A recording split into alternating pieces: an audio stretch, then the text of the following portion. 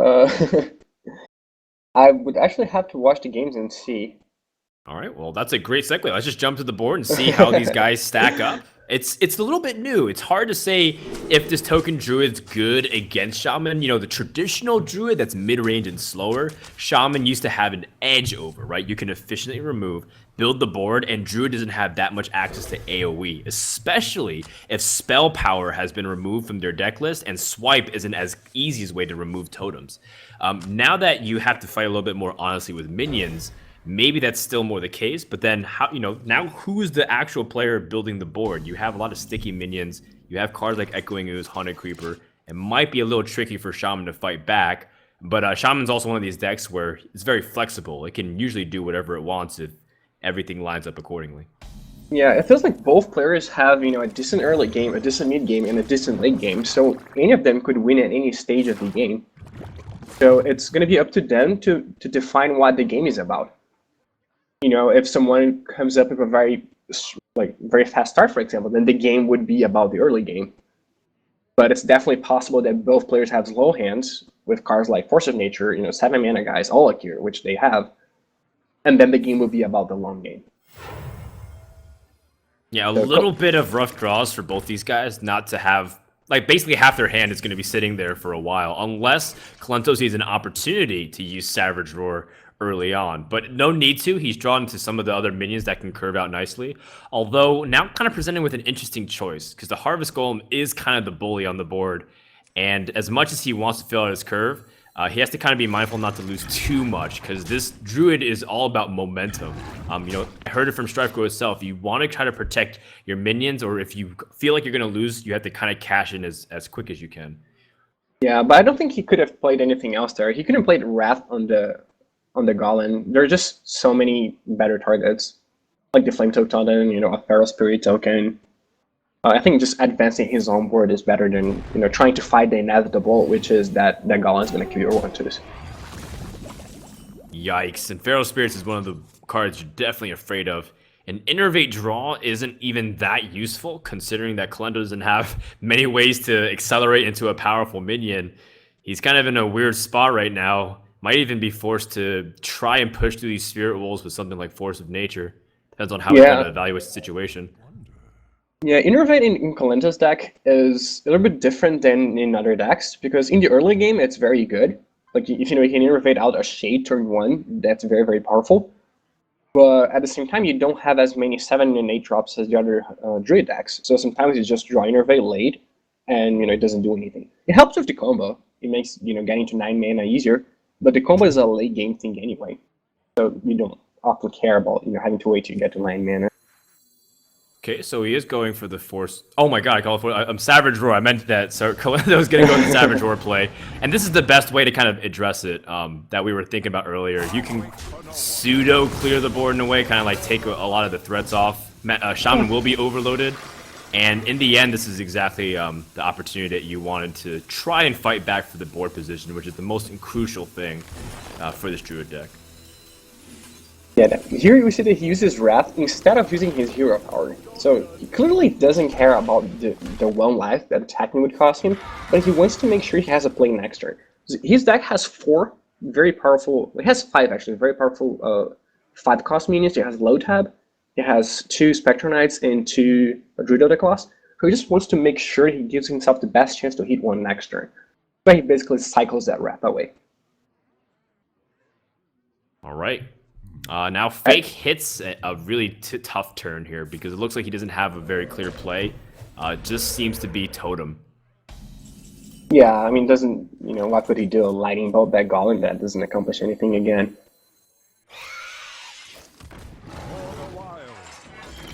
Alright, well, Kolento actually picks up a very important card. Ancient of Lore is one of those... it's just another way to turn on the gas once again in the late stages of the game, because a lot of the time you're pushing out almost every card, and you have very few by the late stages for this Druid deck. So having Ancient of Lore is one of the key cards to make sure that you have longevity in the later stages of the game, like you mentioned.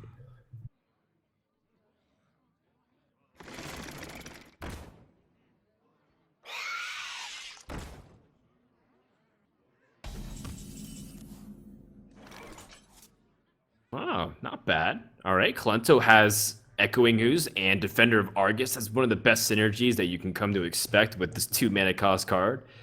Yeah, he drew his combo. Second combo in the deck. Now, what are the best targets to kind of go along with it? Oh, sorry, Okay, I realized. Last turn when I said Kolento cycled his Wrath instead of attacking, he couldn't have attacked, because he had already attacked with the Severed Ward. Because he couldn't have hero power. Oh, sorry about that.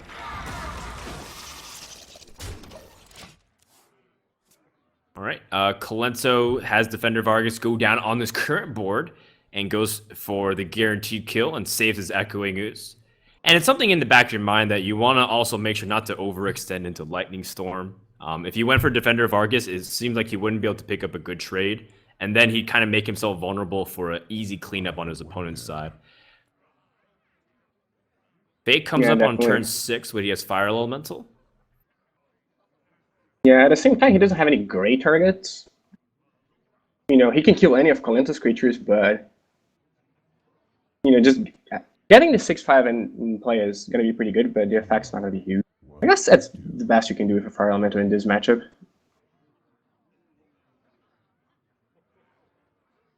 Yeah, I imagine he's just going to play Fire Elemental, you know, kill the spider, and then attack either the 1/2 or a Spiderling with his own spider.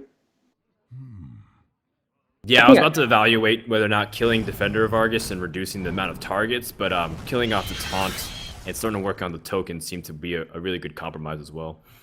Yeah, I think that's better. Yeah, I think attacking the token is also better, because the 1/1, you know, it's going to be... You're going to take 1 more damage from the 2/1, but at the cost of removing 1 extra minion, or... Ooh. Well, check this out. Kolento has a full clear available, and that allows him to start pushing a little bit, but he also has the ability to go for Ancient of Lore, so it's a kind of an interesting choice here. He chooses to go for Ancient of Lore. Okay, interesting. So he assumes that's going to trade to the Fire Elemental, and that's fine with him. And we're approaching the 9 mana turn, the point where, you know, it's actually dangerous for Fake to leave a bunch of creatures in play, because Kolento could just go Force of Nature and Savage World. He actually has both in hand. Yeah, and now that he's evaluated the current situation, he's going to try to effectively give all of his minions taunt, force his opponent to have the responsibilities of cleaning up his board, and in 2 turns he has the 14 damage plus whatever can stick. Not to mention he has direct damage to potentially also seal the deal. So Kolento opening up more possibilities by playing it based off his draws. I like it. Yeah, he has effectively 18 damage in his hand. So if he just uses hero power and swipe this turn, that's already 19. So if Fake doesn't have any taunts, or wait to gain life, but I don't think he runs it. So Kolento is basically setting up the winning 2 turns here. All right, Fake, by the way, has several options at his disposal, but trying to figure out which one's the best to kind of remove everything.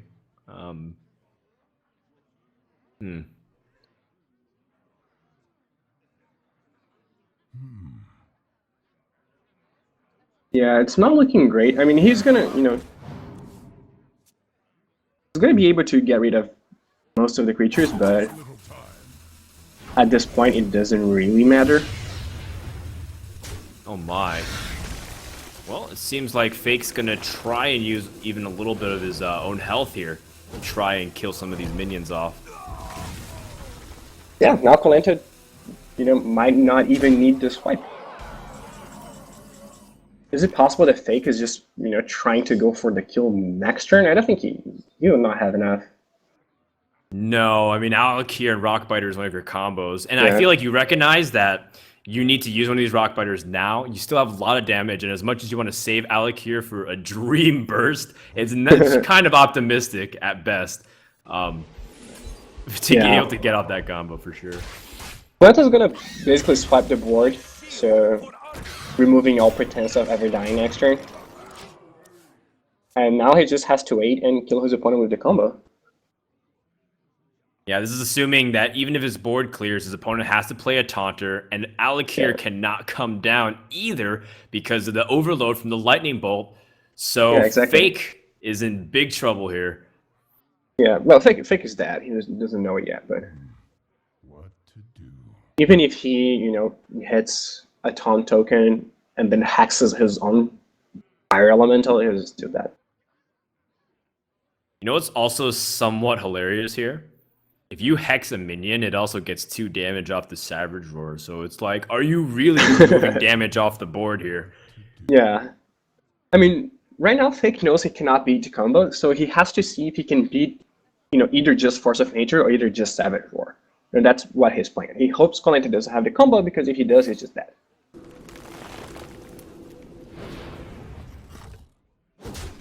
So he would probably play around the second Force of Nature rather than, sorry, the first Force of Nature rather than the second Savage Roar. No, he still puts himself dead to Force of Nature here. There's several ways that he could die here. Oh yeah, he did see a definitely. swipe, but like he hasn't seen Druid of the Claws. He hasn't seen ways to kind of the charges that can do damage. Kolento's got this guy covered very easily, and he's gonna again go on another win streak with this Druid deck that's been doing well for him in the past. And now Kolento is up 1-0, still as dominant as ever. Yeah, Kolento 4-0 on the week here. Okay, well now Fake will have to turn immediately to his Priest deck to fight against Druid and win streak, or will Fake finally be able to draw first blood on this seemingly unstoppable player, as Kolento is the reigning champion and he's still winning. Now last tournament, I believe his overall record was something along the lines of 17-4, where he was just having an insane win record, over 75%, and it doesn't seem like it's going to be stopping anytime soon. Yeah, and this is not, 75% on ladder. It's 75% against the best players in the world, where the second best player, had 55%. So it's just way ahead. And it's impressive that he does it with a lot of different decks too. Round 1, he picked up Warrior, 3-0'd. This round started with Druid. It's not like he has one very powerful deck that just beats everything. He's just beating everyone with a lot of different decks. So that's super impressive. He's also one of the most experienced Hearthstone players. Did you read his interview at all whatsoever, by the way? As he starts off with Innervated Shade, which is much better than Innervated Harvest Gold. Oh yeah, it's the best possible start for him. I did not. I watched his interview. I did not read one. Well, he answered a few questions, and one of the questions was, how many games did you play of Hearthstone, Kolento? And then the answer was in the 5 digits. He's played tens of thousands of games of Hearthstone. And I think, actually, wait, is it tens of thousands of, did he have like 10,000 wins or 10,000 games? I don't know. Either way, this guy has played an insane amount. So he knows matchups like the back of his hand. And that's partially why he's such a powerful player. Now, immediately introduced with the choice of how he wants to kind of utilize this turn and his mana. Does he use his coin, or does he just kind of keep more of a defensive approach here? Because right now you have to kind of recognize with this Druid deck, are you more of the aggressive player? Are you more of the control player? And it's very rare that you're the control player. A lot of times you're trying to turn on the aggression, but you just have to kind of know when is the key. Yeah, I think he has to attack that Undertaker now. Because, the Shade is going to grow if he doesn't, but so is the other minion. And, as much as you don't want to lose your trade early on, if he trades for both the Undertaker and the Zombie Chow, that's already good. You did spend an Innervate to play it, so it doesn't feel like it's doing much, but I feel like you have to attack here. You can't let that minion grow. And the problem if he doesn't attack is that, he can attack the Harvest. If he plays an Art Death Rattle minion, attacks the Harvest Golem, then attacks the guy with the Zombie Chow, is just fall too far behind, I think, doing nothing. I think attacking is better. I must consider. Yeah, I agree with that analysis. And the best part is it's able to kind of go 2 for 1, and now your opponent's kind of you're really hoping your opponent doesn't have Dark Cultist. So when he sees injured Blade Master, that's going to make Kolento pretty happy that he can answer immediately on the board. Yeah, I can just attack and hero power it. And here we see that, you know, Baron Rivendell in Fig's hand, which is, you know, so far not going to be good, but could set up a very sweet turn with this Ledge Barrier, for example. You know, it is good that it's a minion that you can just play, and you know it's not going to die because it has 7 toughness. So, and it even kills the 2/1 here. So it's actually going to be pretty good in this game. So maybe I was wrong. Well, yeah, it's a minion that's standalone. At least that's something nice. Defender of Argus, like compared to Defender of Argus, it's just a 2/3. Yeah. Kolento gonna recognize that the 3 damage is not worth it compared to the headache that Baron Rivendell can present. Yeah, and it definitely, you know, look at this curve. Now he plays Ledge Boucher, and Kolento has to remove that into Small Ledges before he can attack the Baron again. So unless Kolento draws, you know, a swipe or a silence to get rid of that Baron, might be in trouble here. Yeah, it's gonna be tricky. Although he does have a great turn 5. Innervate Ancient Allure is often as good as it gets on turn 5 because you're able to put out a 5/5 body and draw 2 other cards to potentially secure your following turns. But Fake also has a good turn, which is, you know, assuming that 2/3 guy doesn't die, which is Compulsion of Priesthood. You're gonna swing the tables by a lot. Oh, you're right. I assume the Defender of Argus is not going to suicide itself into this Ledge Boucher. Where shall I strike? Okay, so Kolento just plays a taunt guy. Does not go for the intervention LR play. Yeah, it's kind of uncommon to see Druid the Claw go in taunt mode in this deck because you're trying to be aggressive. But given on the board state and also the difficulty that Priest traditionally has against 4-attack minions, I think you can kind of do it. Plus, he knows that it's unlikely that this deck runs something like Holy Fire. If he's seen, you know, the Undertaker, Baron Rivendell combinations, it's most likely that he's cut a lot of the spells in favor of more of a minion-centric position. Yeah. Yeah, definitely. Which I think is the most common build right now. I think, you know, if I play against Priest, I would expect it to be the Undertaker build and not the Holy Fire build. Mm-hmm. Okay, so he did draw a way to deal with the Baron Rivendell. Yeah. So now he can play the... Yeah, now he can play the... kill the Baron and then kill the Ledge Boucher. Which still won't be great for him. Silencing first, though? Because then you can actually use your hero power to clear, and then you can pick a little bit of a better trade this way. Yeah, that's also possible. Yeah, that's probably a better play, actually. You know, he can just hero power the Baron now and, you know, get rid of another minion with his 4/6. Or even go for the face here, but probably not. Yeah, that play is better, I think. All right, slightly better alternative for Kolento. Now, what does he want to kill off? Because there's no Death Rattle minions. Does he want to use this opportunity to snipe, you know, another big minion like either the 3/5 that's out there and give your opponent a hard time? Or you can kind of pick up immediate value, kill off things, or even attack the face, like you said. Yeah, and I think he does have Force of Nature Savage Roar, so he has to kind of calculate everything. Yeah, I think he had to kill the 1 toughness Baron there because, you know, you don't know if you're going to be able to do that next turn because you could just hero power it and heal it back. So this is, you know, a one-time opportunity that is just better than, you know, ganging up on the 4/5, for example. All right, Fake picks up Undertaker, which still isn't exactly what he needed at the moment, but it's something that he can kind of build up on the board. Yeah, he does have that loot hoarder, so, you know, it's going to be at least a 2/3. So here, by not attacking a minion, Kolento, I guess, leaves himself vulnerable. Yeah, no, attacking the face is better. You know, you often just want to attack Priest's minions when you can. You just want to kill them when you can because of the hero power nature. So now, for example, he gave Fake the option of killing the first 6 and not losing anything. But it seems like Fake is not going to go for that. He's just going to attack with the 2/3 anyway, so that makes Kolento's attack to the face very good. Because you never want to do what your opponent wants you to do. So if the guy wanted to trade the 2/3 for the first 6, Kolento doesn't want to do that. So going for the face here just got him, you know, 4 extra damage.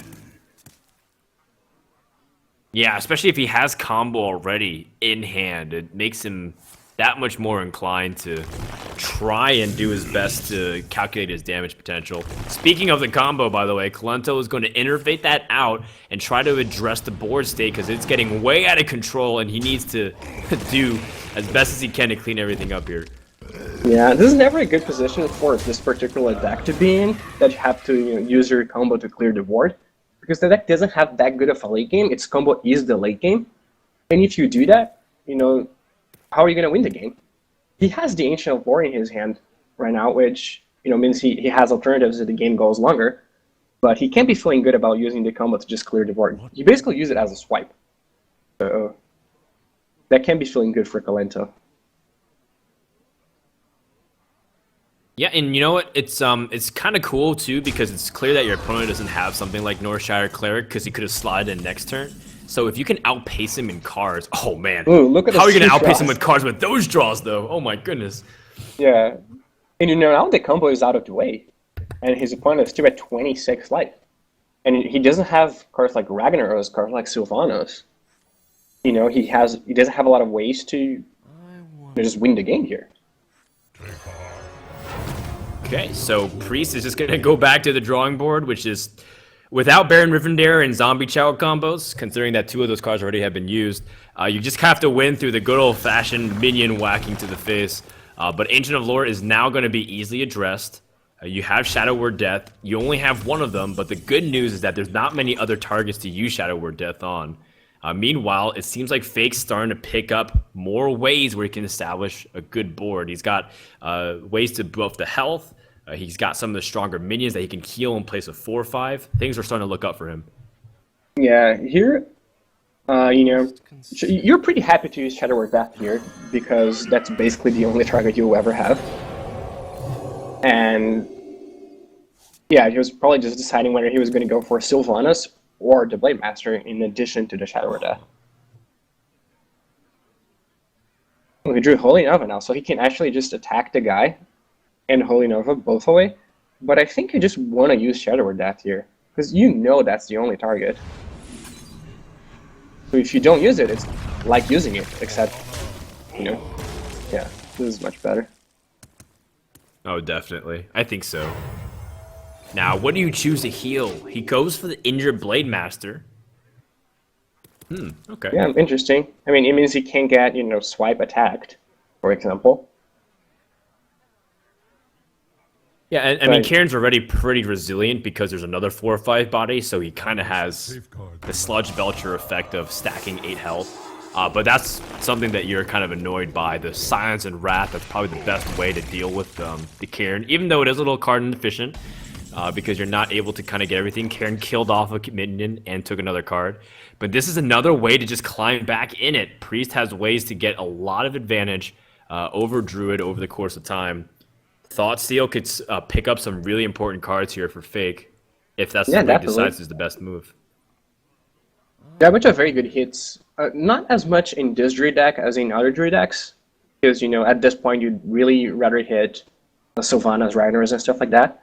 But precisely because your opponent does not have those cards, you don't need to hit them. You're happy with anything, because he's not going to have a trump. Did that make any sense?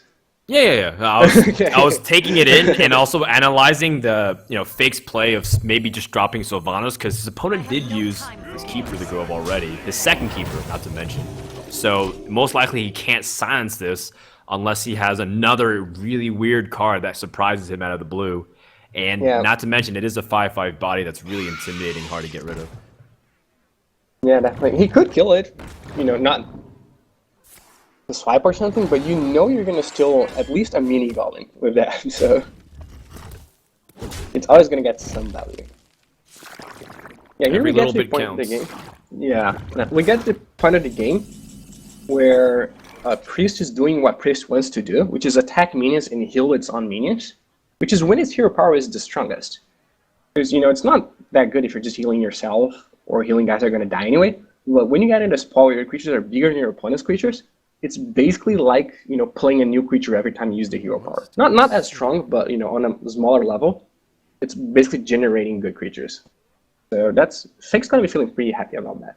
I think he might first blood Kolento here. Yeah, I mean, he's got a board clear. He's got ways to establish a strong board afterwards, too.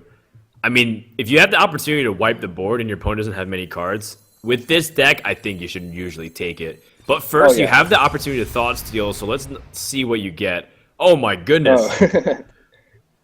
Yeah, you have to clear the board here, because the only way you can lose is if Kolento has a second copy of the combo. So you don't want to leave him with enough minions that he can actually lethal you. And it's pretty free to clear the board here. You just spend your turn, but you don't lose any creatures, you don't lose any spells that you care much about. And all you miss is doing 9 damage to your opponent, but how's he going to win from there? You don't need this 9 damage now, you just need not to die, and eventually you win. Well, that's going to be really difficult for Kolento to bounce back from. The minions are very durable, and it looks like Kolento has picked up a card that's just going to have to cycle in order to deal with it. Yeah. Wow, he drew a good sequence of cards. He actually gets to kill the Sylvanas here, but I feel like it's too little too late. Yeah, he needed those removals to be able to allow his minions to push in for more damage. Now he's using his removal just to not take more damage and die. And now from here, Fake just has to draw minions. This Dark Cultist is actually really important, but his deck is filled with so many minions that he's most likely going to be hitting a couple every single turn. Wow, Nourishak there to draw more. Gonna hit a lot every single turn apparently. Yep. Yeah, but at this point, honestly, Fake didn't even need anything. The 4/9 is just the king of the board, considering he has enough removal in his hand to kill a 5/5. So I don't think Kolento has a way to actually deal with that guy, even if there weren't any other minions. What just happened? Spectre Knight, one of the best cards to attack the priest with, but not when the priest already has an existing board. I think at this stage, Kolento just kind of waiting it out to see, well, one, if there's an opportunity to come back if your opponent gets careless, but two, to also get some intel on what his opponent runs card-wise. He saw things like Baron Rivendare where he's going to be accounting for in the next game. So even though Kolento looks like he won't be able to win this game, he's also doing his best to try to prepare for the rest of the series. Yeah, I mean, if he sees that Defender Fargus, for example, that's already good information. So it could be misleading because Fake only runs one, and if he sees it, he might think, oh, he's playing the Defender Fargus version, and might think he has too. But it's still better to know. But is it better to a point where Fake just shouldn't play it? Oh, I'm always a fan of hiding information if you don't have to show it. Yeah. But it seems like he's getting really close to killing his opponent. Yeah, he does have a swipe. Yeah, he's just a couple points here, honestly, and he just calculate just to see if any kind of possibility to. I don't think if he wrath for anything, he would have been able to draw lethal. So, Kolento draws the last piece of the combo here, second Savage Roar, but there's no application of it whatsoever. In fact, I'm pretty sure this is a concede as soon as Kolento trying to draw his conclusions.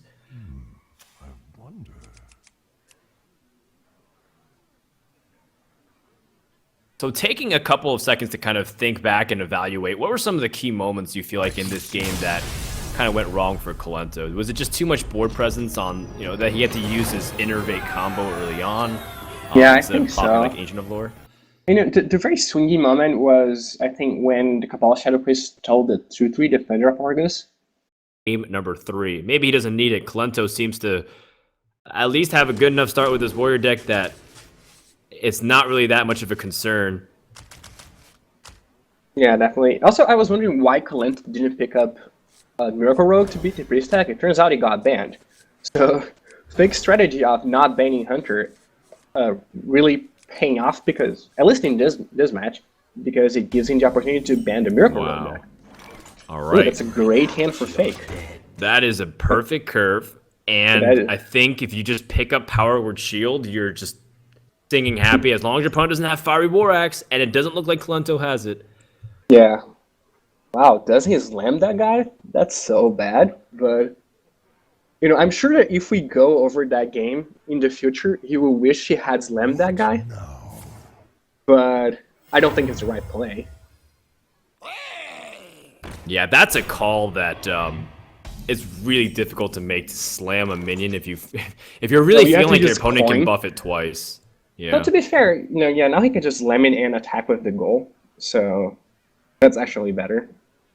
Yeah. Yeah. Which is why I was saying, like, if you coin slam, it's like you feel like you're in a really bad spot. I think the Undead Ghoul opens up a lot better possibilities. In the worst case scenario, he has double one drop and he trades in, and you still can actually kill off the Undertaker. So I think Yeah. the Undead Ghoul opens up a little bit better possibilities here. Yeah, no, that's definitely a lot better. I've not actually seen that in his hand. All right, now Fake is like, well, do I play this and allow my opponent to easily get a board clear of some kind? Is it worth it? I think it is. He's definitely playing it. He's considering whether he attacks, I think. But I would not. I think you have to play it. You can't just pass the turn. Yeah, that's pretty good for Kolento here. He gets value off that land, which he wouldn't on turn 1.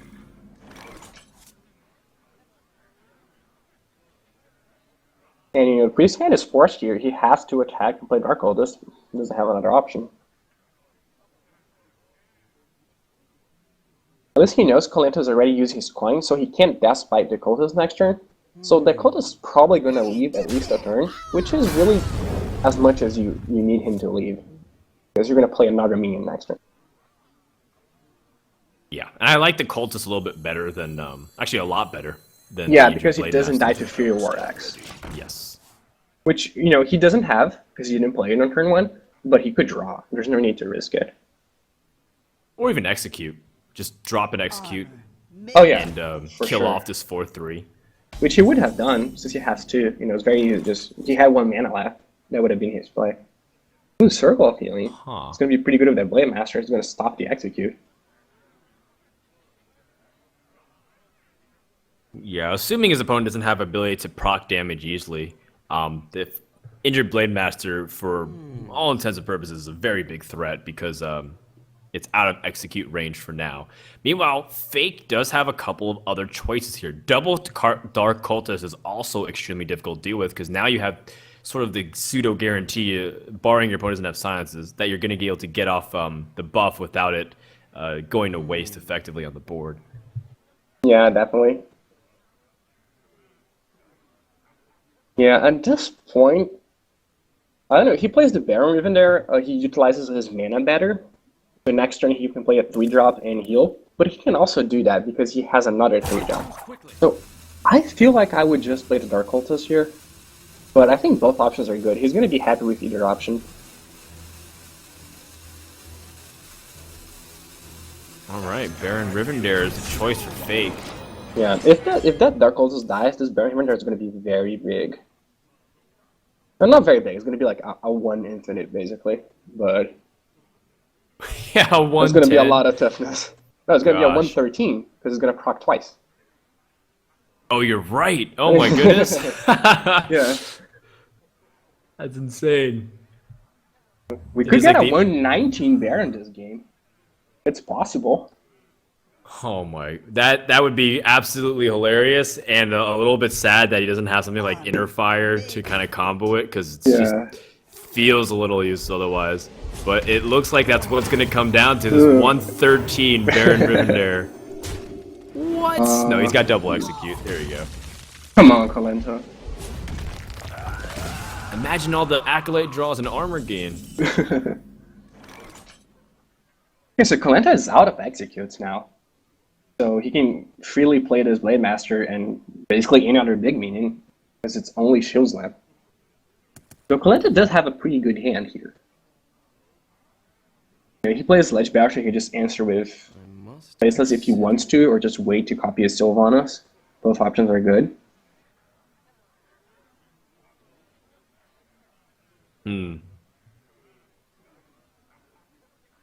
Yeah, you might feel like it's not as you might feel like it's a pretty easy play to try to just use your mana card, but really this does kind of pan out to, or this really does apply to the rest of the game of like how you want to order and sequence your cards. Because Sludge Belcher is more of a defensive maneuver. Yeah. But now he doesn't have anything to heal, so the 2 mana would be wasted anyway. So it's basically a choice between which one you want to put into play, and Blood Voucher is fine. You know, the only thing it doesn't do is threaten the 1/4. So I think if you play the Blade Master and heal it, then you actually threaten to do something meaningful next turn. So that's, you know, and you actually use your mana too because you heal the 3/4, the 4/3. But this is fine too. All right, Kolento picks up Deathspite, an important card for a lot of the mid-rangey minions of what this priest deck has to offer.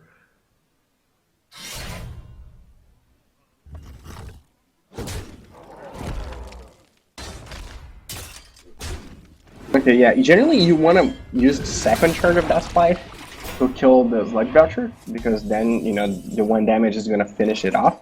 But Kolento doesn't have that option now, so he has to basically give up his 5th.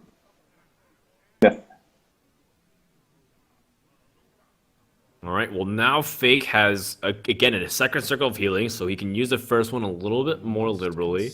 He can put out an Ancient Blade Master, which will require his opponent to have the 2-card combination of Shield Block, Shield Slam in order to deal with it, because we know the executes have been used. And when you kind of utilize this knowledge of what removal Warrior has at his disposal, combined with the fact his opponent has only 3 cards, I think you're feeling really comfortable to start being a little bit more aggressive to fill up the board here. Yeah, definitely. But yeah, I think his best choice. The problem is that, well, if he plays a Dark Cultist, he's just going to die to the Deathspite, which is definitely not bad, but you know, his Ledge will die as well. Small guy.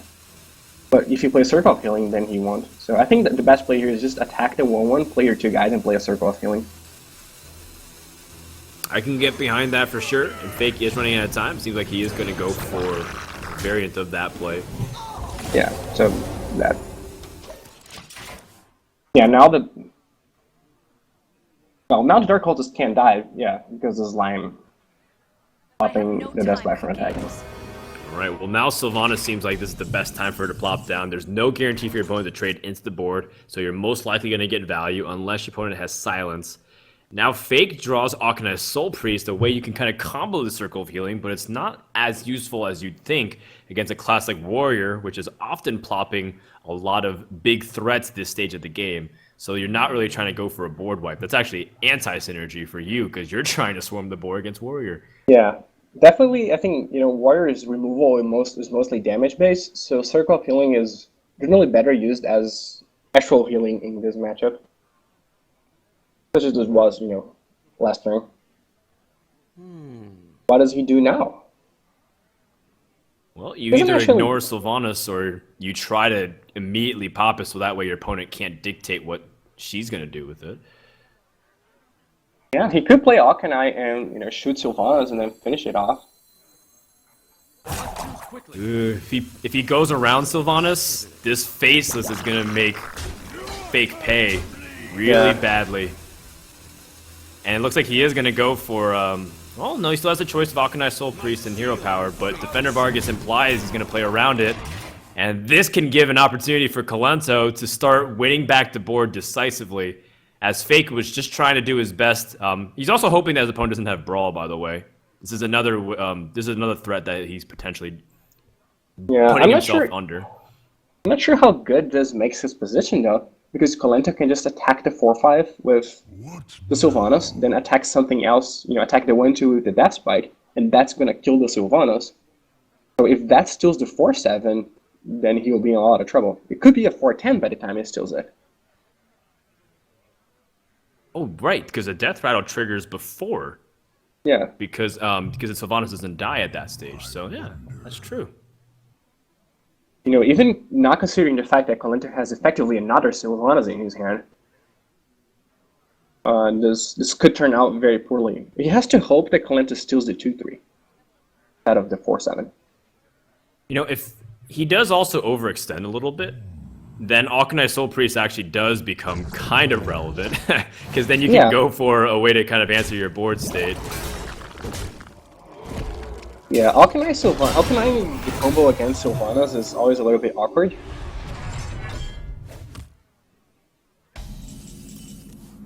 Okay, so he didn't choose to pop Sylvanas, he chose to keep Sylvanas alive.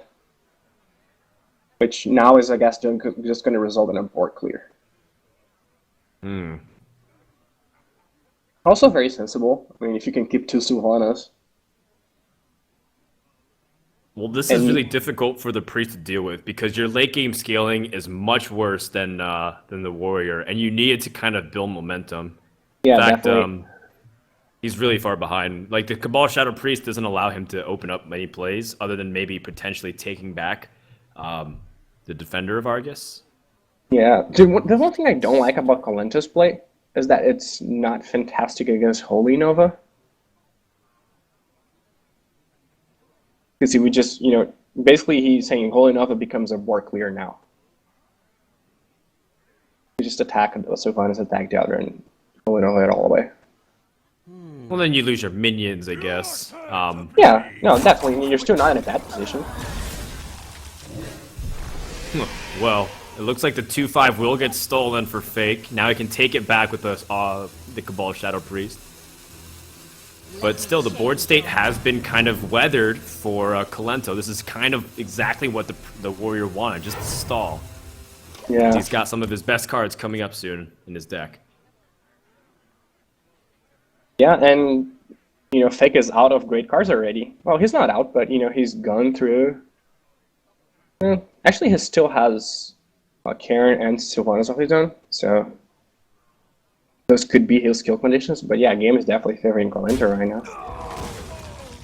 Right, and Cabal Shadow Priest has been used, which means cards like Acolyte of Pain and Unstable Ghoul can also get value. Wow, he chooses not to play anything after this Sylvanas. Yeah, no. Really trying to milk it. Yeah, Sylvanas here puts you in a position like, damn if you do, damn if you don't, because Fake doesn't want to kill it, clearly, but if he doesn't, Kolento's just going to snipe his creatures one by one. Which is what happened now. So,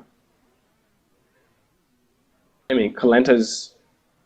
I think Fake's best play here is attack the 4-1 to the face, attack the 4-5 into the Sylvanas, and then play Alkanai and finish the 4-1, which is going to get stolen.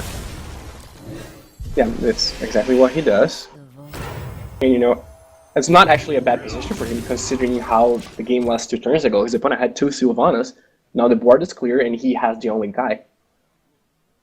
Well, for now, until Kolento can seize back potentially with whatever he draws. Oh yeah, until Kolento plays one of his 5 cards in the end that, are all decent. All right, and I kind of like it. Kolento already making some moves that are a little unconventional, but he's really trying to maximize the power of his legendary cards. And Fake, of course, doing a good job responding to it. Keeping this Alkanai Soul Priest as a Circle of Healing as also just his last default option in case anything went wrong with the Sylvanas steals. Yeah, for sure. So here, what does... Alright, go on. Well, yeah, there's a couple of things that Kolento can do. He can play a lot of the smaller minions and try to get as much Acolyte of Pain value and try to draw back. Or he can try to contest immediately what's on the board with like the Sludge Belcher. And I think this is good because you're not really afraid of what this Alkanai can do, because even if Circle of Healing came down, it kills itself. And then you have like, and you're just kind of dealing with the Alkanai itself and you draw a card. So I think this is okay. Yeah, you guarantee at least 2 cards from the Acolyte of Pain, which... At this point, you're very happy to take. I must consider... Well, not at least 2. Unless, if you play Circle, you only get 1, but... Normal spot. So if you're Fake, what do you do? Do you just go for it? It looks like you have no other choice. There's no way to keep this Alkanai alive as long as Unstable Ghoul is there, so you can't even get value off of attacking or hero power conferred. And if this isn't the case, most likely you're just going to play Sludge Belcher and just kind of have the strongest minion on the board once again. Yeah. And at least he denies the 2nd card from the Acolyte of Pain this way.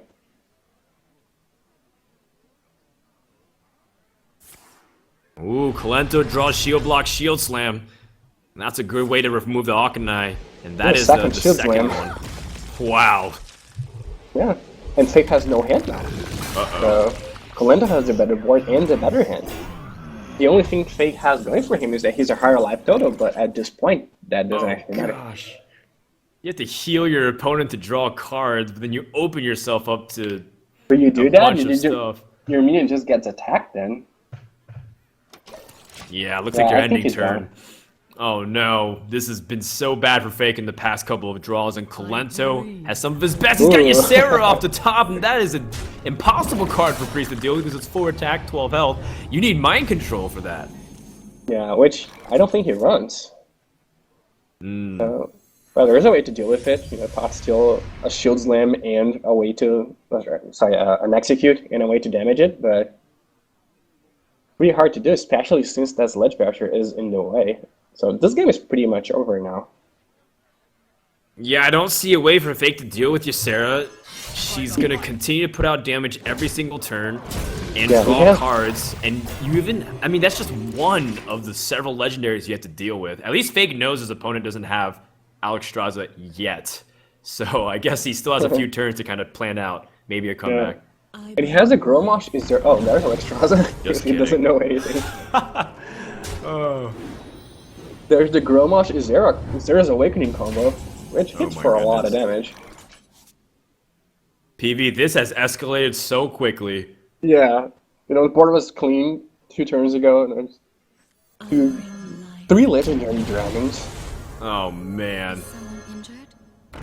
And, you know, I'm kind of surprised Fake didn't even attack a little bit beforehand to try to remove 1 damage off the board and heal, but it could feel kind of inconsequential at this stage. Kolento is going to rebound and take a series lead 2-1 off of his Warrior deck, which has been tried and true. And he's going to use Ysera Awakens. Again, a little bit of an unflashy finish, but at this stage, I'm not expecting much for Kolento to go for any kind of spectacular kill. Yeah. So, okay, yeah, this matchup was, you know, it went about how it should. There's some of the bigger minions that come his way. Game number 4 is about to begin, so let's jump on the board and see if Kolento can continue his momentum, or will Fake even it up and send it into game 5 and be able to use maybe innervates or things like Harrison Jones / BGH to try to win this matchup for him. Harrison Jones in the opening hand for Fake, but he's thinking about tossing it back, which kind of surprises me here, PVDDR. Yeah, I mean, as much as it's a good card, you know, this deck has a lot of late game and not that many early plays, so I think you have to toss it back, hoping that you would draw some action, because, you know, what would happen if he tossed those other 2 back and his 2 cards were Sylvanas, the Ancient of Lore? You know, his hand would have a 5, a 6, and a 7 cost minion. So I think it's, you know, as much as you want their Harrison Jones, you cannot afford it. If your hand was already early game cards that you were planning on keeping, then you could also keep the Harrison Jones, because that would guarantee, you know, a reasonable curve. But when you have nothing else, I think you can't go for it. It's too risky. Right, he's shoving for wild growth as best as he can. That's just the dream opening hand. Innervate's great, but the implications in a control matchup of having extra mana is much more powerful. Oh my goodness, turn 3 Ancient of Lore. Yeah, we're probably going to see that. You know, especially since the alternative is just hero power attack, then I would definitely a good use of those innervates. The good news for Kolento is he can respond to this. The bad news is his opponent's been able to draw into other powerful cards too, like his 2nd Ancient of Lore, and this is kind of what the Druid can capitalize on. And as a ramp Druid, sometimes you can play even a little bit more aggressively because of it. Yeah, Colento's going to have to use his coin to get rid of that guy, but that's definitely worth it. And yeah, the issue in this matchup is that, you know, just like that Ancient of Lore, there are a lot of other minions that can only be answered by either Shield Slam or Execute. So, but we've seen Kolento play this matchup before, and he came out ahead, so same thing could definitely happen now. Yes. All right, well, now we just start becoming, now it starts becoming a battle of the big minions as it starts to get up a little bit in the mana count. And this is where going first really does pay off in spades. A lot of people, again, always like, oh, I wish I had coins so that way I can put out something a little earlier and I have an extra card. But in these control matchups, it's really coming down to who can put out a bigger threat, and your opponent has to always respond. But then one deck that's really great at that is Control Warrior, because they can slide into 1 removal and still play a reasonable threat. and be able to leverage that. And that's why it's so important sometimes to keep your opponent's armor low, be able to exhaust removal, and try to bait out things so that way you're able to be in a good position for your cards like Scenarios to be the checkmate. Yeah, definitely. And here we see, you know, he could have wrathed and attacked, and he chose, understandably, chose to draw a card and use his zero power because he doesn't care about 3 damage to himself nearly as much as he cares about drawing an extra gigantic threat. All right, Fake. I mean, just starting to pile it in. Has to kind of continue to build up a good card count. That's also another really important thing about these control matchups and why Ancient of Lore just feels like one of the best cards Druid has at his arsenal, because you put out a reasonable threat and you're drawing cards, so that way you can pick the removal optimally. Yeah, definitely. And though, to be fair, he did use, you know, 2 cards to draw 2 cards to interface, but yeah, the next one is just going to be extra cards. Yeah, and it was also the scenario where if the opponent didn't have the ability to remove it with, you know, Slam Execute or Shield Block, Coin Shield Slam, he'd be doing 5 damage a turn and really giving himself a big lead, because whatever smaller minion comes out, whether it was Senjin, Sludge Belcher, the Ancient Lord would have been able to bully it. Oh yeah, definitely. No, it's definitely worth it. You know, that was the best possible outcome for Kolento, was that still block Shield Slam. And, you know, you're still fine with that. So, yeah, a lot of interesting options here. Both players have pretty stacked hands.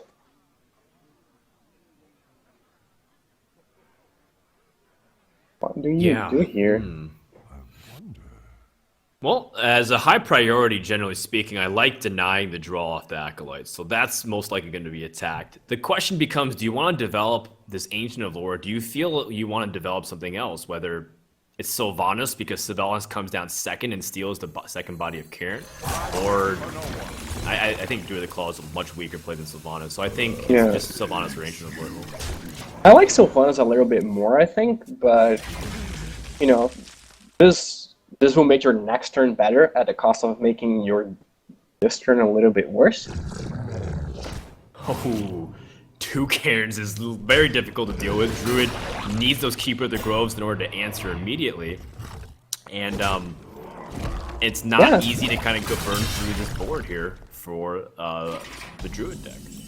So there are a lot of, you know, well, there's a way. There are a lot of, you know, 5/5 guys. So Karen is not that fantastic. You know, it's obviously good. It's very hard to deal with, but, you know, Sylvanas actually outmatches Karen, for example. Yeah, that is true. That is true. And Sylvanas' timing is very key. In fact, you talk to players like Tides of Time, and he says Sylvanas is his card that he values the most in control matchups by far. Yeah, the thing with Sylvanas is that, you know, there are a lot of games in which you feel like you're winning by a lot, and your opponent plays Sylvanas, and you're like, oh, I guess that's how I could lose. You know, it's just a very annoying card to play against.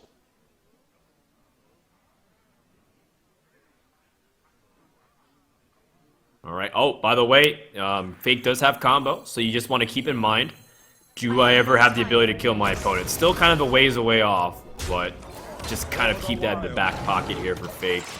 Which is cool, because, you know, a lot of Ram Druids also cut the combo because they felt like it wasn't doing too much. You know, he's not trying to be aggressive, and you're trying to have to load up on more threats. But I feel like including one copy of the combo keeps your opponent honest, so that way, if they ever get they overextend a little bit too much with their health, you can always just end the game as well. Yeah, and sometimes, you know, if people have been removing them, you also catch people off guard with your ramp deck. Because if you play against Kolento's Druid, you know, everyone is always keeping their life total in mind. And against this deck, people can't. Because if they just play too conservatively, you're going to start dropping big minions. And they're going to win the board. You're not going to need the combo. So having the combo gives you a different kill condition. Gives you a different way to win the game. Which, in Kolento's deck, is just more of the same way to win the game, basically. All right, well, Kolento's going to load up the board, play a lot of his smaller minions. Something I can definitely get behind and try to see if he can rack up his armor. Yeah. So here, does he probably prefers to attack with the axe rather than executing. But he could suicide his Cairn and then kill the Sylvanas, since he played a lot of small minions for you to kill. So the worst case scenario would be just stealing a 4-5. So this is not to just to go for the face.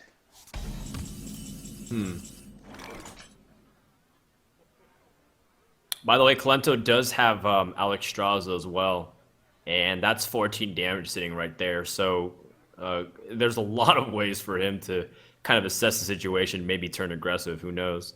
And at the moment, we see 21 damage from combo, so Fake's a little bit off lethal. So both players in the next turn will be slightly off of what they want to be to potentially end the game. Yeah. But I feel like there has to be an attack from Fake here, like to a minion. I don't think he can just attack face and hope to kill his opponent with the combo in the next turn. But he could do that. It's not really that dangerous because he can't play Alexstrasza and something else in the same turn, so he's sure he's not gonna die here.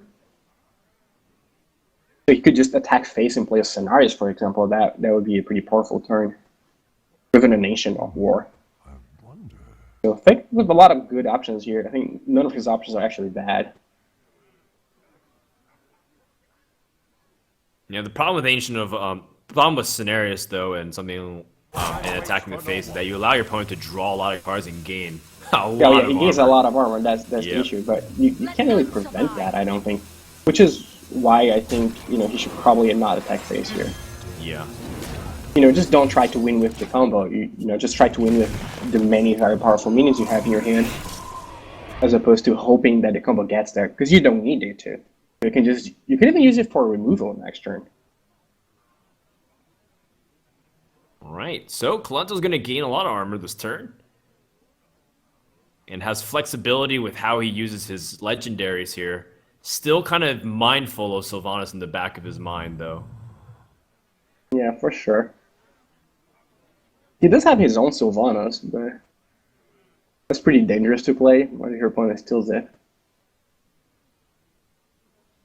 Yeah, generally as a rule of thumb, the second Sylvanas is superior to the first because of Death Rattle, not to mention that you can play the second Sylvanas and potentially steal the first Sylvanas if you have a way to remove it. So there's advantage there, but the board is so convoluted to the point where you don't have anything guaranteed, and you might have a really poor trade if Sylvanas ends up going for like a switcheroo here, using the Sylvanas. And Kolento's seen that his opponent has 8 cards in hand, and he can't be feeling very good about it. So I imagine he feels like he has to do something. Otherwise, his opponent is just gonna play a gigantic minion every turn for the rest of the game. That was probably one of the worst targets possible available to Kolento, and it seems like he's gonna go for an execute on the scenario, so that way he can kind of have a really strong ability to wipe the board. And it hits the Bane body, which is the best target. And Fake does have BGH. Okay, so sorry. Oh, my stream I think I lagged there a bit. It just moved to this game. Moved to this particular turn. And, where did the board go? It disappeared. Ragnaros made it go poof. He turned up the heat, and Bane couldn't handle it, so he got out of the kitchen. And now Fake can respond immediately with a 7-drop and a BGH. And I feel like that's probably his best course of action. I mean, the Ragnaros is the highest priority, but you still want to evaluate the situation. Think about how much removal has he spent. He did use a Shield Slam. He used an Execute. Does he have anything more? Is playing Ancient of War, is there a better play than this? But I think it's by far his best course of action. Yeah, it has to be that. It's just so perfect. 7 and 3. And, not that this matters much, but you can't possibly get better. Ooh. Okay, so Kolento can get rid of the 5/10, but yeah, he does have Sylvanas to get rid of the next 5/10, so that could potentially be pretty good for Kolento. Yeah, I was just thinking about the possibilities you can synergize with Sylvanas and Shield Slamming it. But, of course, Sylvanas and Shield Slam are like 2 removals. Like we say, all the time. So unless it's one of your ways to effectively steal the biggest and strongest minion in your opponent's deck, you often want to separate them unless you feel like a situation's good enough otherwise. Meanwhile, Kolento is still sitting on a board where he can kind of use these Armor Smiths to gain a lot of health and shield slam to remove it, and even play, you know, a Sylvanas or Unstable Fool.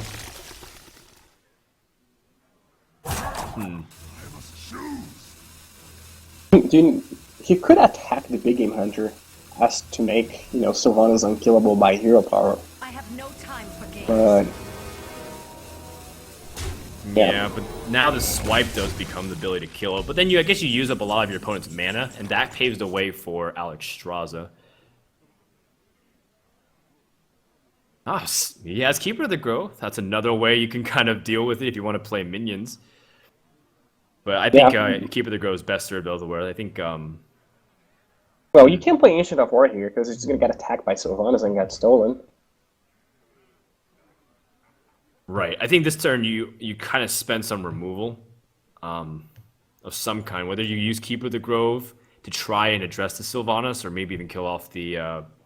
You can actually wipe the board here. Yeah, you could just kill Sylvanas, like with swipe and hero power, and then, you know, kill the ones. I think that's the best play because it doesn't add much to his board, but it sets up for a very good turn next turn. For the wilds. Well, that's going to be subjective based off what Warrior does. Because Warrior looks like will be dropping the Naxxramas, barring any kind of other magnificent draw off the top of Kolento's deck. Meanwhile, Fake still has some of the best cards here waiting. He's got Combo, he's got Ancient of War and Druid of the Claw, but he has to have a way to contest it. Ooh, that card's huge. Walker. He could combo and kill the Naxxramas. Yeah, are you afraid of Black Knight? I think you probably should be. I mean, Kolento doesn't run it, but I think most lists would run it. So he has had a chance to play Black Knight many turns already, and he hasn't played it. So you know that one card he has in hand is not a Black Knight. That Unstable Goal. But yeah, I don't think I would play around Black Knight now, but it's possible that just comboing to kill the Naxxramas is better regardless of Black Knight. I don't think so. If you want to stream Black Knight, you should probably just play the Sunwalker.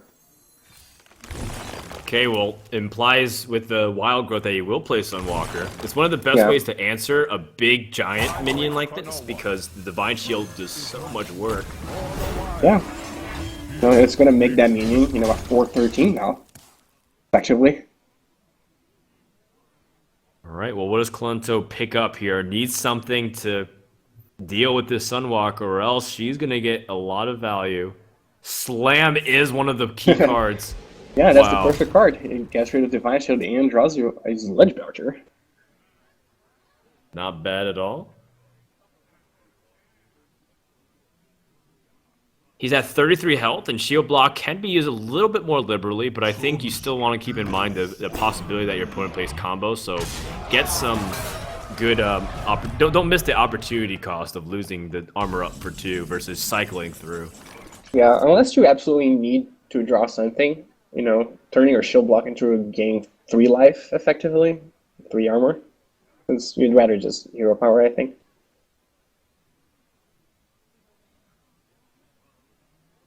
Alright, Fake picks up his second Keeper of the Grove, so that gives him the ability to answer this Sludge Belcher. In the back of your mind, you did see something like Ysera, though, and that's...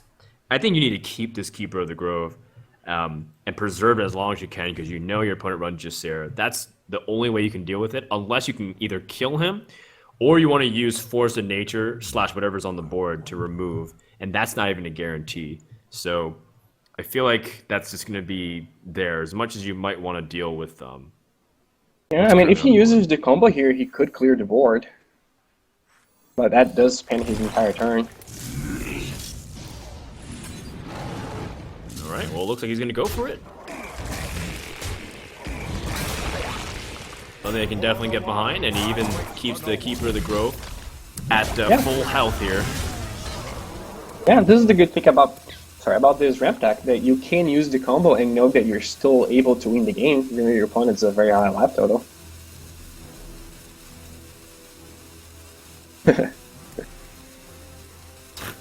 Uh-oh.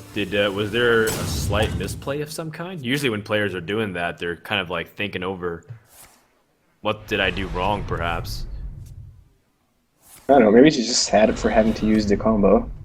Maybe he felt like he shouldn't have attacked with his head. I don't know. Yeah, maybe he just said that he didn't want to use those cards. By the way, Kolento gets 2 cards that are probably pretty useless, and now is passed and given initiative back over to Fake. And that's got to make you a little hesitant, but at the same time, slightly happy that it looks like Warrior kind of hit dead-end draws here. Yeah, and you know, what could those draws be? You know, Kolento has 5 mana, didn't play anything. So he's got to be thinking, you know, this is probably an execute. So he saves that Ancient of War. Well, now that you don't have combo, it's not like Cat Form is going to be putting on an insane amount of pressure to end the game with, you know, using a combo to combo your opponent into lethal range.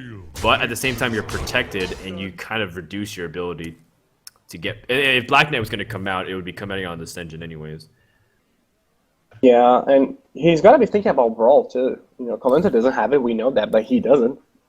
And so probably doesn't want to play his Vast Minions anymore. So I imagine if Kolento just passes next turn, for example, he would just not commit anything else to the board, he would just attack and pass. He needs a big minion here. Alright.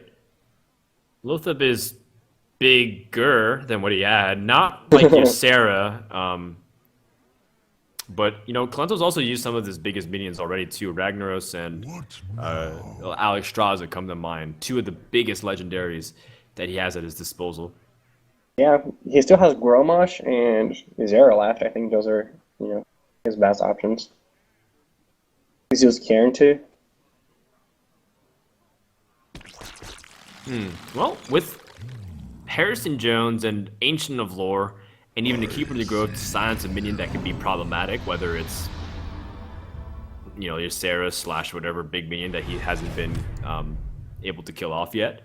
I think Fake's in a pretty good position here to start taking advantage of this game. Yeah, definitely. Well, there's Zombie Chow again making an appearance. Zombie Chow. That old little rascal thinking he's relevant in a control matchup.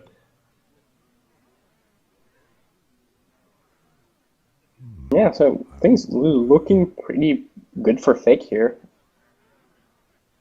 You know, but again, he's got to be terrified of Kolento's 3 cards, which have been in his hand for 2 turns now. You know, probably not thinking unstable goal, because the first thing, you know, most people would just have played an unstable goal out there, you know, because it's a minion, you can. It makes sense not to, because it's just going to get attacked. But when you think, what can my opponent be holding? You're not going to be thinking a minion that he could have played but didn't. You know, you're going to be thinking, oh, it's cards like Brawl, it's cards like Execute. Yeah, I mean, it's certainly got to be Brawl. We're this late into the game. It's been lasting around 20 minutes or so. Yeah, and but Fake is that's just, Master also. Yeah, meticulously calculating. Well, do I want to play a lot of minions on the board, or am I going to trade in and try to be a little bit more defensive? And he is. He's going to play around... Oh, no, I'm just kidding. I thought he was going to use something like Keeper of the Grove here. Tap! Uprooted! Oh my goodness. Okay, that does make it better against Black Knight. Guess so. So he is at 11, which is kind of a dangerous life double. You know, Cruel Taskmaster plus Gramash could kill him if only Kolento, you know, gets rid of that taunt guy. And he still doesn't have lethal on the next turn. What now? Yeah, Kolento can still turn this around. He's got Death Spite, like you mentioned. And it's not easy for the Druid to heal up. Healing Touch has been cycled out a while ago for the Druid deck. For, and he's Ramp been Druids. through both his Ancient of Lores already, you know, one he played very early and better. Not so early, but, you know, he doesn't have any anymore. Oh, but then Harrison Jones becomes an important disarming tool to remove the proc of the Death Spite prematurely, so you can't get the value off of being able to... Oh man, in fact, he can go for double value off the Harrison Jones. Yeah, and that's gonna, you know, clear the board on Kolento's side, because the Death Spite is gonna trigger. Then bow is going to trigger when he attacks it with the 2-4. So belongs in a museum. That Death Bite belongs in a museum, and now the board's clear, and all of a sudden, there's just very little ways for Kolento to win from this spot, considering that there's still a Taunter, and he doesn't have even a way to activate his Grommash, and his opponent's sitting at a tantalizing health just above the range for Grommash to finish. yeah, at this point, he's just pretty hopeless. Yeah, again, he's probably trying to see, what happens when he top decks Brawl, which is probably the only card he cares about at this point. And realize that he can just go ahead and play the Harvest Golem is not going to make a difference. Yeah, it's at least it gives you a 2-1 minion as well in case anything goes wrong. Oh, and Kolento gets Grommash. I mean, he only had 6 cards left or so, but I mean, this is kind of what he was setting up for, and that's why he played Grommash, by the way, so that way he can actually potentially end the game next turn. But now Fake, it doesn't matter, he's top decking Harvest Golem in the late stages of the game. You're kind of usually sad if you're the control player, you're getting their smaller minions this late, but Warrior is also running out of win conditions. You're just worried about Ysera as the final card, and you even have a way to answer it at the moment. Yeah, and so if that Harrison Genesis hadn't come out, Kolento would have won this turn. Feel nature's wrath. That's right. If it came out earlier on the Fiery War Axe or something. Yeah, it's probably pretty disappointing for Kolento. Okay, Fake has to also be careful. He's close to fatigue.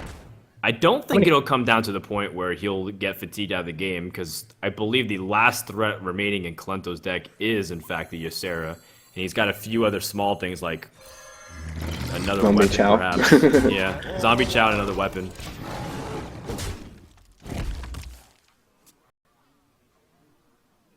But don't underestimate the power of something like Ysera Awakens to potentially swing the state of the board. And Zombie Chow will keep Warrior alive a little bit longer. And it is a Ysera, so what card Kolento draws could be the one impacting the rest of this game. But no, it's a Laughing Sister. That's one of the worst cards you could possibly get. Yeah, at least, it's probably going to suicide a lot of things into that. You could ignore it and just silence it. But that's pretty dangerous if Kolento did draw the thing that deals 5 damage for everything. So Right. I imagine he's probably just going to...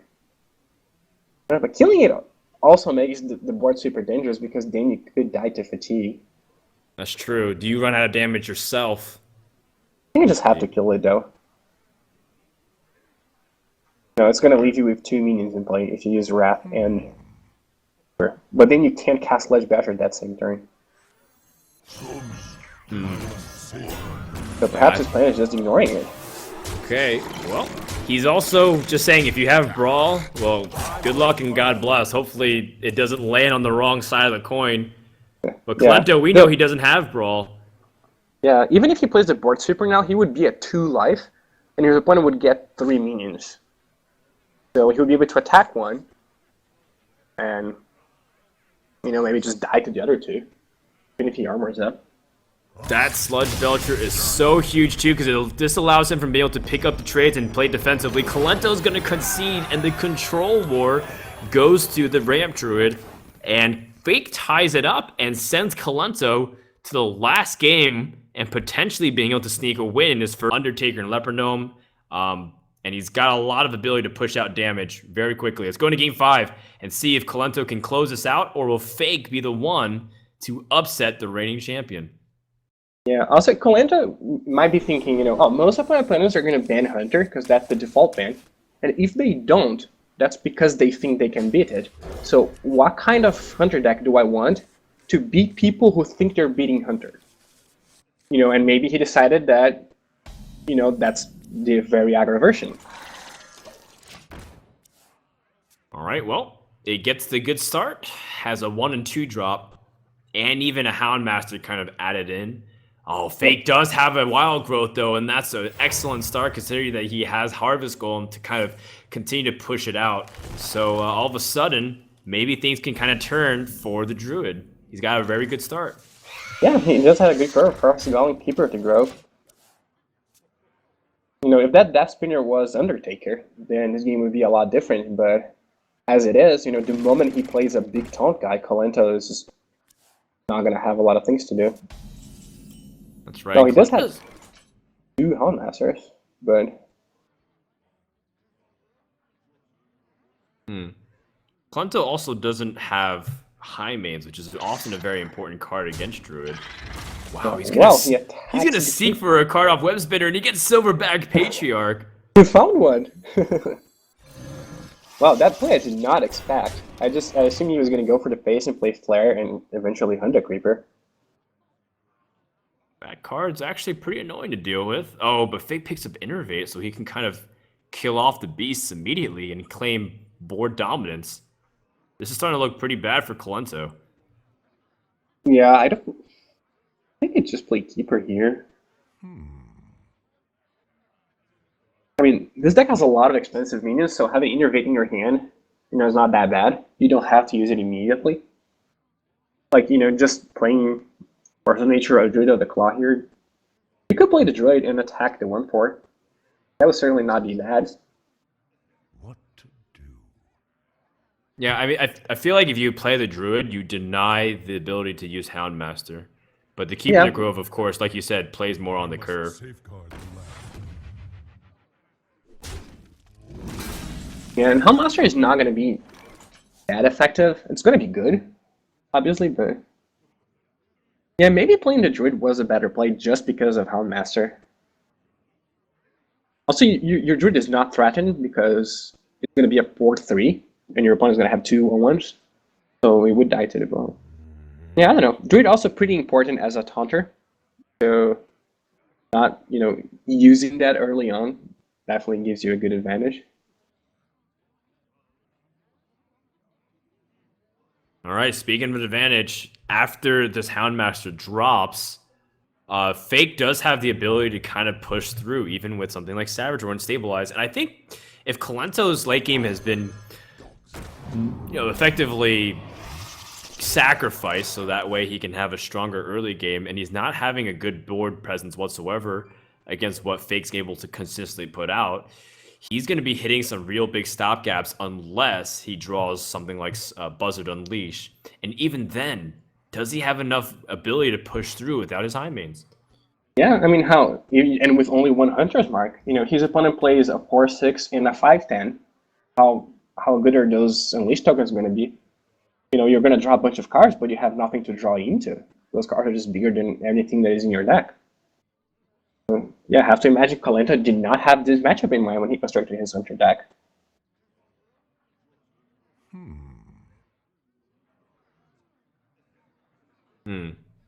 Does Fake want to use Savage Roar here? That is the question at the moment. All right, Drew the Claw seems to be what he chooses instead. Savage Roar allows you to basically kill off a lot of what's going on. Oh my, he's going to open himself up to Unleash the Hounds. Yeah, it seems so. Wow, very ballsy play.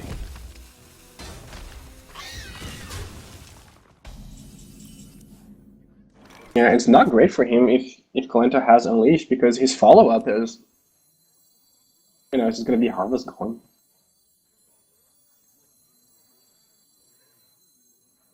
You know, Fake could feel like has the option to be the aggressor.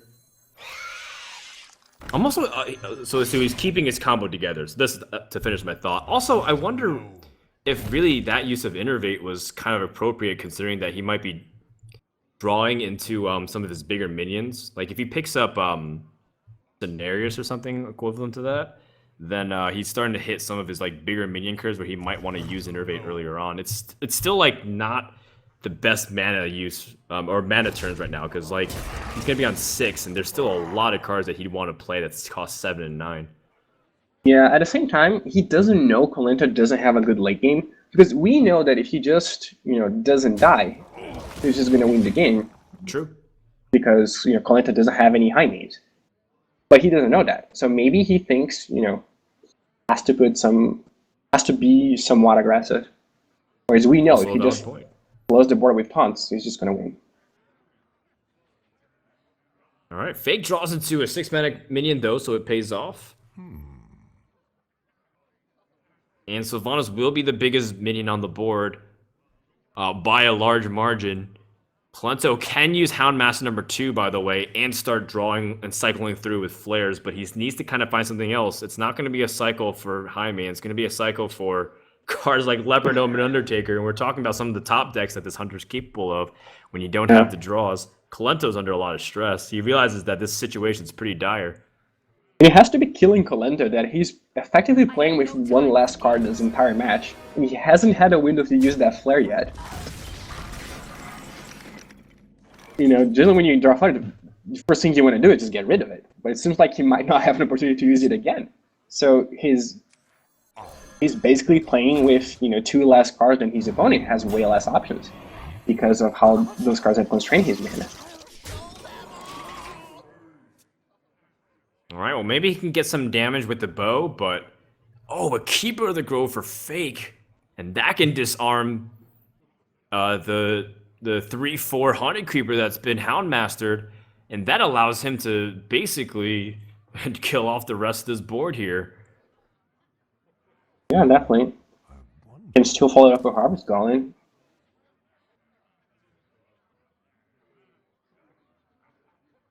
I mean, you leave up a 1/2, but I mean, everything else seems pretty decent from this point on.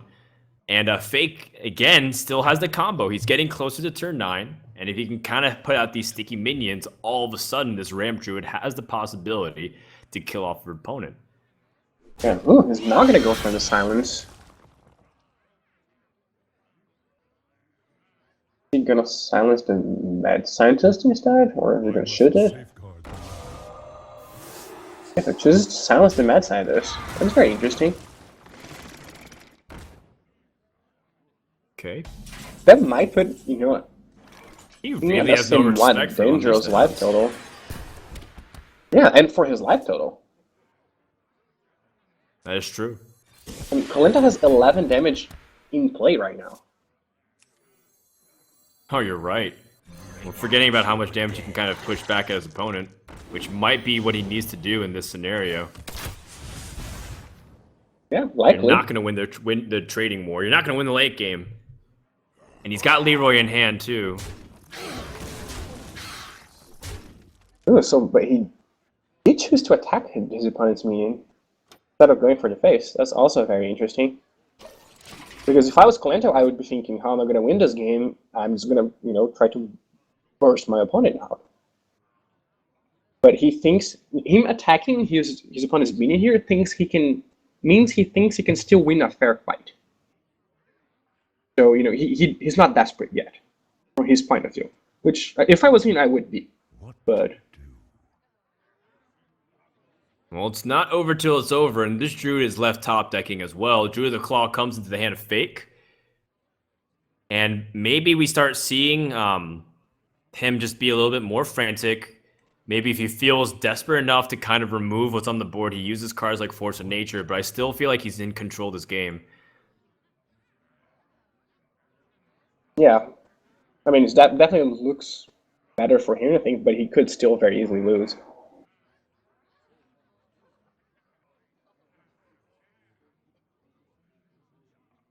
I think you can take an opportunity to steal the Undertaker if you use Sylvanas to crash in and use Druid of the Claw to charge here.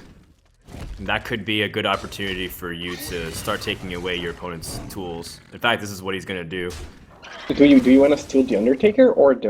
Oh, he gets angry chicken. Oh Okay. no. That is the. I mean, I guess it's something for the buzzard, but that's probably the worst thing. Imagine if it was King Crush or something to give him some damage. It is feasible that stealing the webs could have stolen the web spinner. Just attack differently. Well, I guess you deny a draw, but you take a little bit more damage. And I think you're at 18 health. You kind of want to prioritize health. Yeah, no, I don't think he could have stolen. Well, Kolento's web spinner really laid an egg here. Angry Chicken Yeah. is probably the worst draw he probably could have gotten other than Captain's Parrot.